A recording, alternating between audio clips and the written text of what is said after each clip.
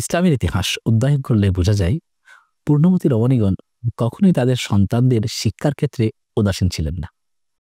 ওই সকল ন্যাক রমণীগণ তারা কখনোই এই আশায় বসে থাকতেন না যে সন্তান বড় হয়ে কোনো মক্তব বা মাদ্রাসায় পড়াশোনার মাধ্যমে নিজে থেকেই নৈতিক শিক্ষা অর্জন করবে এবং প্রকৃত মানুষ হিসেবে গড়ে উঠবে।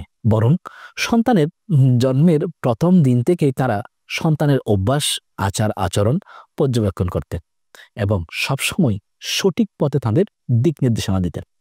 এই কারণেই তাদের সন্তানরা শুধু আনুগত্যশীলই হতেন না, বরং যুগের দিশারি হয়ে উঠতেন। একবার এমনই এক মহিষী মা আল্লাহ পাকের সন্তুষ্টি লাভের উদ্দেশ্যে নিজের প্রিয় সন্তানকে এই বলে বিদায় জানালেন, যাও, আমি তোমাকে আল্লাহ পাকের পথে চিরদিনের জন্য উৎসর্গ করলাম।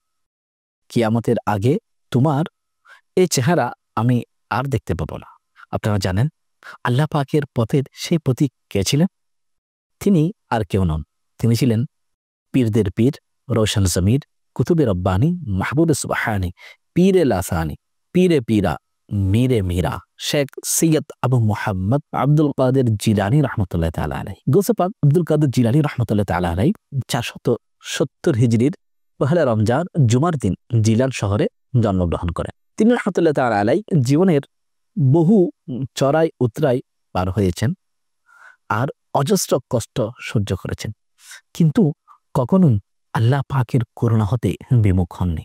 কঠোর সাধনার চুল্লিতে নিজেকে পরিশুদ্ধ করার পর যখন তিনি আত্মপ্রকাশ করলেন, আল্লাহ পাক তাকে এমন মর্যাদা দান করলেন যে বিলায়তের আকাশে উদীয়মান সূর্যের মতো উদ্ভাসিত হয়ে জ্ঞানের আলোয় অন্যান্য সকল তারকারাজির দীপ্তিকে ম্লান করে দিলেন। যখন তার এই বিলায়তের আলো চারদিকে ছড়িয়ে পড়ল, তখন হাজার নয় লক্ষ লক্ষ পথহারা মানুষ সঠিক পথের দিশা পেল। ছোট বড় সবাই তাঁর বিলায়তের স্বীকৃতি প্রদান করল এবং তাদের মাতার মুকুট হিসেবে আখ্যা দিল। আল্লাহ পাক তাঁর সিলসিলা কাদেরিয়াকে এমন মর্যাদা দান করলেন যে এই সিলসিলাকে সকল সিলসিলার মূল উৎস বানিয়ে দিলেন। আজও কাদেরিয়া সিলসিলার ফয়েজ অন্যান্য সিলসিলার উপর প্রবাহমান রয়েছে। আল্লাহ পাক আমাদের সবাইকে গৌসে পাক শাহ বাগদাদ আব্দুল কাদের জিলানী রহমতুল্লাহ তাআলা আলাইহি এর ফয়েজ ও বরকত থেকে উপকৃত হওয়ার সৌভাগ্য নসিব করুন। আমিন। মিজাহিন নবীল আমিন সাল্লাল্লাহু তাআলা আলা মুহাম্মদ সাল্লাল্লাহু আলাইহি ওয়াসাল্লাম।